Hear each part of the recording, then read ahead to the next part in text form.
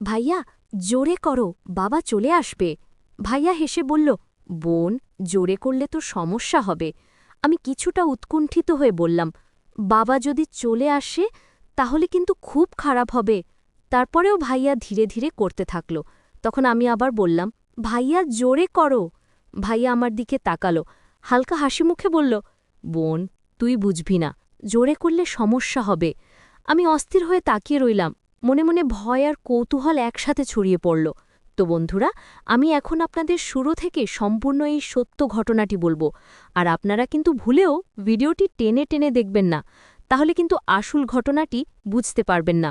বন্ধুরা, আমার নাম চম্পা, আমি ক্লাস 9-এ পড়ি। কিন্তু আমাকে দেখে কেউ সহজে বোঝে না যে আমি 9-এ পড়াশোনা করি, কারণ আমার উচ্চতা একটু বেশি, স্বাস্থ্য ভালো এবং অল্প বয়সেই আমি বেশ লম্বা হয়ে গিয়েছি। আমি দেখতে খুবই সুন্দরী, তাই স্কুলে অনেক ছেলে আমাকে পছন্দ করত। কিন্তু আমি কাউকে বিশেষ পাত্তা দিই না। আমাদের পরিবারের মধ্যে আমার বড় ভাই স্বাধীন আছেন। সে আমার থেকেও সুন্দর, তার গায়ের রং উজ্জ্বল, চেহারা আকর্ষণীয়, আর সে অত্যন্ত স্মার্ট। যে কোনো মেয়েকে সে সহজেই মুগ্ধ করতে পারে। আমার বড় ভাই স্বাধীনকে দেখে অনেকেই ভাবতে পারে যে সে আমার থেকে অনেক বড়, কিন্তু সত্যি কথা বলতে সে আমার থেকে মাত্র 2 বছর বড় এবং পড়াশোনার দিক থেকে 2 ক্লাস এগিয়ে। আমাদের বাড়িতে 3টি ঘর আছে। একটি ঘরে মা বাবা, একটি ঘরে আমি, আর একটি ঘরে আমার ভাই থাকে। একদিন আমি আমার বান্ধবীর বাড়িতে গিয়েছিলাম। ওরা অনেক অনুরোধ করেছিল, তাই সেদিন রাতে ওদের বাড়িতেই থেকে গেলাম। সারা রাত আমরা গল্প করেছি, মজা করেছি, হাসাহাসি করেছি, একদম ঘুমোইনি।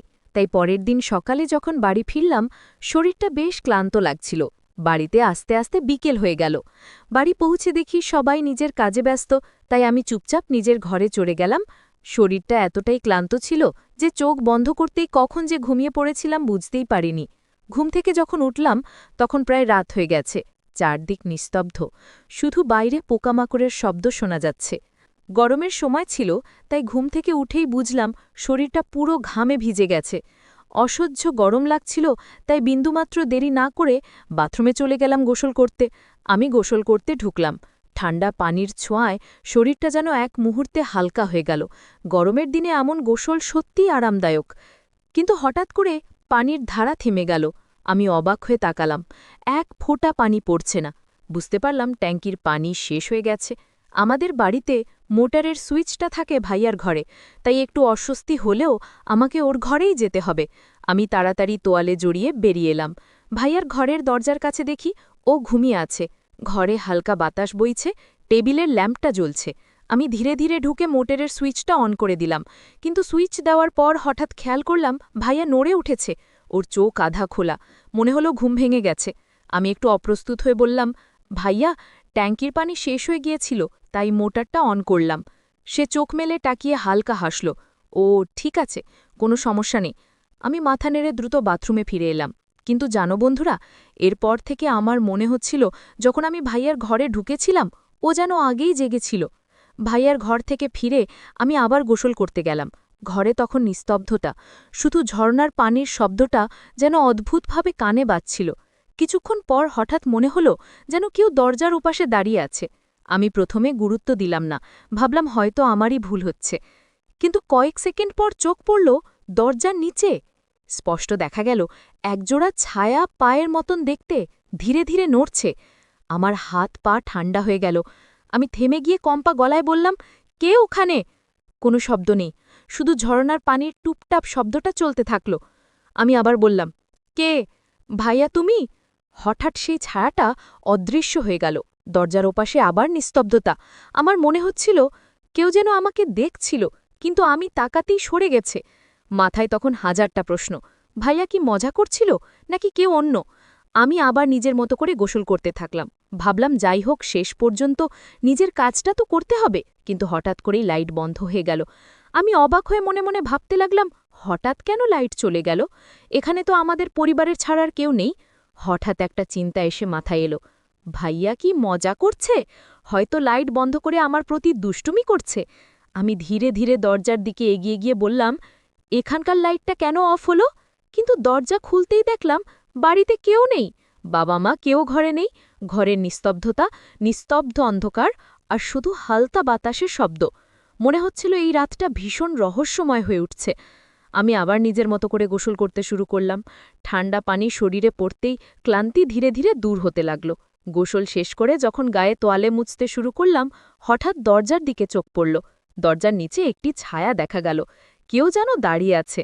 ধীরে ধীরে চোখ রাখতেই বুঝলাম এটা কোনো অচেনা ছায়া নয়। মনে হলো পায়ের ধরনটা খুবই পরিচিত। হঠাৎই ভেতরে অদ্ভুত এক ধ্যানা কাজ করতে লাগল। এই ছায়ার পরিচয় কি আমি ঠিক চিনতে পারছি? মনে হচ্ছিল কেউ নিশ্চয়ই মজা করতে এসেছে, কিন্তু হঠাৎ এই ধরনের ছায়া দেখায় মনটা কেমন ভয় আর কৌতূহল একসাথে ভরে গেল। আমি দ্রুত কাপড় বদলে বাইরে বের হলাম। মনে মনে ভাবছিলাম, কে এতক্ষণ গোসলের সময় দরজা খোলা রেখে খেয়াল করেছে বা লাইট বন্ধ করেছে? বাড়ি ঘুরে দেখলাম পুরো বাড়িটাই ফাঁকা। বাবা মা কেউ ঘরে নেই। ভাইয়ার দরজা খোলা। আমি ধীরে ধীরে ঘরে নজর দিলাম। ভাইয়া তখন ঘুমের ভান করছে। তবে কিছু দেখেই বুঝতে পারলাম ঘুম ভান করা সত্ত্বেও ও ঠিকই ছিল সেখানে। বাথরুমের কাছে পানি পড়ার দাগ আর দরজার নিচে ভেজা পায়ের ছাপ দেখে বোঝা গেল ঠিকই ভাইয়া গোসলের সময় লাইট বন্ধ করেছিল। তারপর আমি ঘরে গিয়ে শান্তভাবে কাপড় পরে নিলাম আর একটু ফ্রেশ হয়ে এলাম। তারপর ভাইয়ার ঘরে গিয়ে তাকে জিজ্ঞেস করলাম, ভাইয়া, মা বাবা কোথায় গিয়েছে? ভাইয়া হেসে বলল, আজকে তারা বাড়িতে নেই, তারা দাদা দাদির বাড়িতে গিয়েছে। গ্রামের বাসায় তারা কিছু অসুস্থ, তাই দুদিন তারা সেখানে থাকবে, তাই আমাকে আর তোকে এখানে থাকতে বলেছে। আমি তখন বুঝতে পারলাম আজকের ঘটনাটা হয়তো সেই কারণেই। এরপর আমি ভাইকে জিজ্ঞেস করলাম, ভাইয়া, আমাকে না বলে গেল মা বাবা ওখানে গেছে? ভাইয়া হালকা হেসে বলল, তুই তখন তোর রুমে ঘুমোচ্ছিলিস, যদি বলতাম তোর ঘুম ভেঙে যেত, তাই আমাকে বলে গেছে, আর আমি তারপর থেকে বাড়িতেই আছি। হঠাৎ ভাই আমাকে জিজ্ঞেস করল, আজকে রাতে তো মা বাবা বাড়িতে নেই, আমরা দুজনই একা থাকব। আগে তোর রুমের পাশে মা বাবা থাকতো, তাই তোর ভয় কম লাগতো, এখন তারা নেই, তোর কি ভয় লাগছে? আমি মাথা নেড়ে বললাম, কিছুটা ভয় হচ্ছে। ভাইয়া হেসে বলল, যদি ভয় লাগে তাহলে তুই আমার রুমে এসে বিশ্রাম নিতে পারিস, কোনো সমস্যা হবে না, ভয়ও লাগবে না, আর আরামে ঘুমও পাবে। তারপর ভাইয়ার কথা মতো আমরা দুজনে একসাথে রাতের খাবার খেয়ে নিলাম। খাবার শেষ করে আমি ভাইয়ার রুমে চলে গেলাম আর আমরা শান্তভাবে ঘুমাতে চলে গেলাম। তারপর ভাইয়া তার পাশে ঘুমানোর জন্য প্রস্তুত হলো আর আমিও আমার পাশে ঘুমানোর জন্য প্রস্তুত হলাম। ঠিক সেই সময় ভাইয়া হেসে বলল, রাতটা আরামদায়কভাবে কাটাতে হবে, তুমি নিজের মতো আরাম করো। আমি বুঝতে পারলাম ও শুধু ঘুমানোর জন্য নিজের প্রস্তুতি নিচ্ছে। ভাইয়া শীতল বাতাসে আরাম পেতে বিছানায় বসে নিজেকে সাজিয়ে নিল। তারপর সে আমাকে বলল, যদি রাতে গরম লাগে তাহলে নিজের মতো আরাম করো, আমার কাছে গিঞ্জি আছে, চাইলে সেটা পরে ঘুমাতে পারো। আমি হালকা হেসে মাথা নেড়ে সম্মত হলাম। এরপর আমরা দুজনে শান্তভাবে বিছানায় শুয়ে পড়লাম।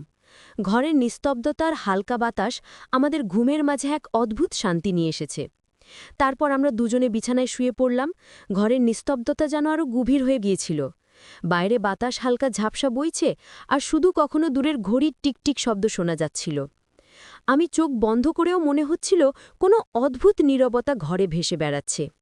হঠাৎ মনে হলো ঘরের কোণা থেকে যেন একটি অদ্ভুত ছায়া নড়ছে। হৃদয়টা দ্রুত ধকধক করতে লাগল। ভাইয়া পাশে থাকা সত্ত্বেও এক অজানা শীতলতা যেন শরীরের ভিতর দিয়ে ছড়িয়ে পড়ল। কিছুক্ষণ নিস্তব্ধতার পর আমি নিজেকে বললাম, হয়তো এটা শুধু কল্পনা, কিছুই নেই। কিন্তু মনে হচ্ছিল কেউ বা কিছু আমাকে নজরে রাখছে। ঘরে আলো ছায়ার খেলা, বাতাসের হালকা শব্দ, সব মিলিয়ে এক অদ্ভুত রহস্যময় অনুভূতি তৈরি করছে। আমি চুপচাপ শুয়ে থেকে সেই নিস্তব্ধতা ভেঙে কোনোটাই না ভাঙার চেষ্টা করলাম। তখনই মনে হলো, এই রাত, এই অদ্ভুত নীরবতা আর এই ছায়া শুধু একটি শুরু। কিছু ঘটবে সেটা আমি জানি, কিন্তু ঠিক কী ঘটবে তা এখনও অজানা। আমি ধীরে ধীরে ঘুমানোর চেষ্টা করছিলাম। ঠিক সেই সময় হঠাৎ লক্ষ্য করলাম ভাইয়া ঘুম থেকে উঠেছে। উঠে দাঁড়ানোর পর লাইটটা আগে জ্বলছিল, কিন্তু সে হঠাৎ লাইটটা বন্ধ করে দিল। মুহূর্তে ঘরটা অন্ধকারে ঢেকে গেল। নিঃশব্দতার মধ্যে হঠাৎ এই পরিবর্তন আমাকে একটি চমকে দিল। লাইট বন্ধ হতেই ঘরের নিস্তব্ধতা আরও গভীর হয়ে গেল।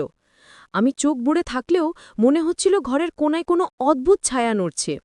ভাইয়া পাশে দাঁড়িয়ে থাকলেও অন্ধকারে তার অদ্ভুত নিঃশ্বাস আর ধীর ধাপের শব্দ যেন পুরো ঘরকে ভেঙে দিচ্ছিল। হঠাৎ মনে হলো এই রাতের রহস্য এখনও শেষ হয়নি, আরও কিছু অজানা ঘটনা ঘটতে যাচ্ছে।